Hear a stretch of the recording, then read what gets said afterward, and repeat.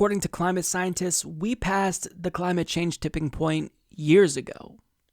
With how much CO2 we've added to the atmosphere at now 410 parts per million, we have done irreparable damage to our planet. And now, because of the damage we've caused, Earth just entered its 400th straight warmer than average month, according to the National Oceanic and Atmospheric Administration. So now we've reached a point where we can't just talk about climate change mitigation, but adaptation has to be part of the broader conversation because we ruined the planet, and now we have to figure out how our species is going to live with the damage that we've caused. But with adaptation being so important, obviously, our survival hinges on us understanding climate change better.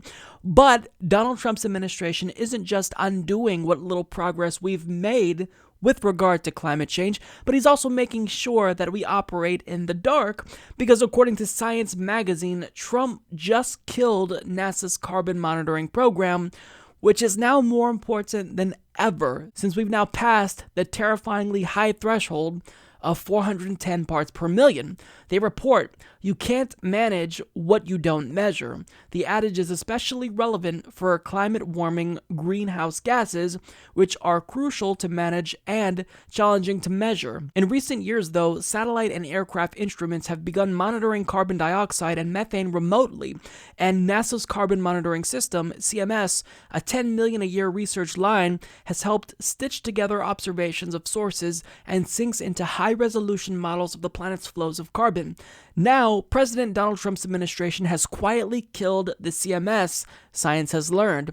The move jeopardizes plans to verify the national emission cuts agreed to in the Paris Climate Accords, says Kelly Sims Gallagher, director of Tufts University's Center for International Environmental and Resource Policy in Medford, Massachusetts.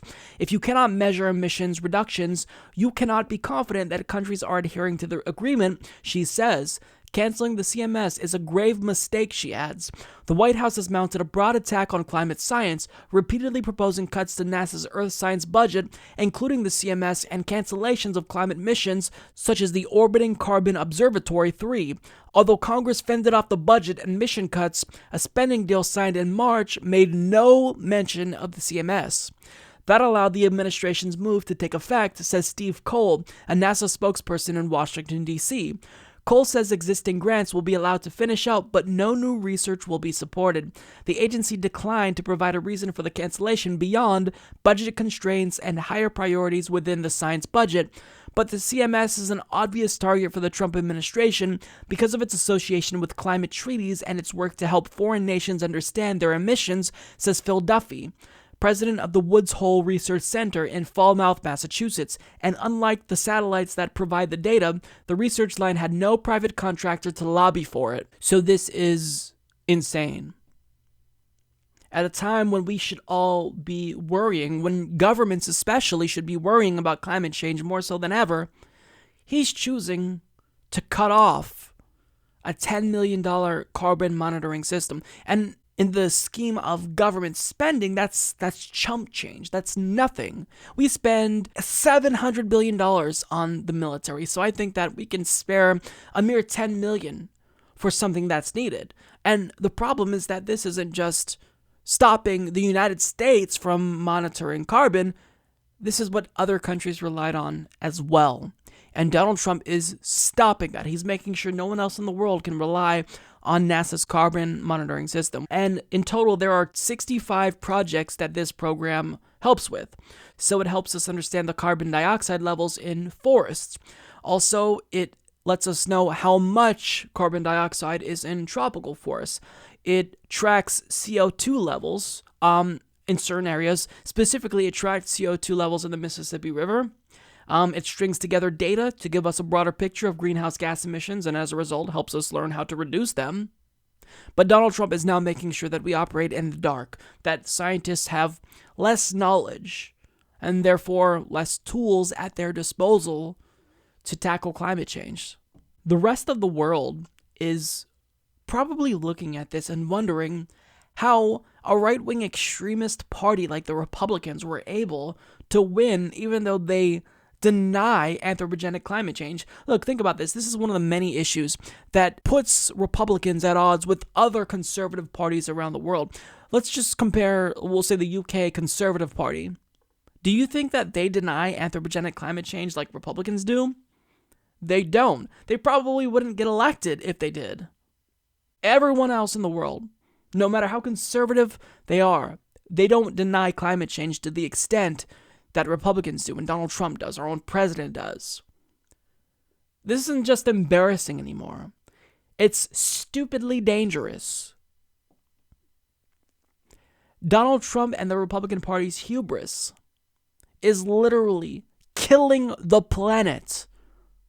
But the reason why they're doing this and pursuing this insane agenda is because they take money from the fossil fuel industry. It's all about cash. Donald Trump appointed Rex Tillerson, the former CEO of ExxonMobil, to be his Secretary of State. So to say that climate change is not a concern of his, it'd be the understatement of the century. In fact, he denies climate change. He said it's a Chinese hoax. So we've run out of time. We're past the climate tipping point. And there's no sense of urgency, even in the Democratic Party, to act, let alone the Republican Party. And what little progress we make, it's undone immediately by a Republican president like Donald Trump. So it feels like the situation is hopeless. And before, we came together to solve a crisis that threatened humanity. The hole in the ozone layer with the Montreal Protocol. So we did it before. It's possible for the world to come together and come up with a solution to environmental catastrophes. We've seen it happen countless times. But this time, this may be what ultimately ruins the planet and makes it uninhabitable for humanity. It's not going to happen in a couple of decades. But centuries down the line, future generations are going to be so irate at our inaction with regard to climate change. Now, there is some hope, because according to the article, they report that a House spending panel actually approved an amendment that may actually restore funding to NASA's carbon monitoring program, but that's yet to be seen. So we'll cross our fingers and hope that, funding for this program is restored, but even if it is restored, it still doesn't solve the bigger issue, which is that we're incapable of acting because we have one party in this country that rejects the idea that anthropogenic climate change is even a thing. And the other party, well, they admit that climate change is real and it's happening and it's an issue, but they're showing no real urgency when they talk about needing to act. It's scary. This is really terrifying. Support this podcast by becoming a patron at patreon.com/Humanist Report.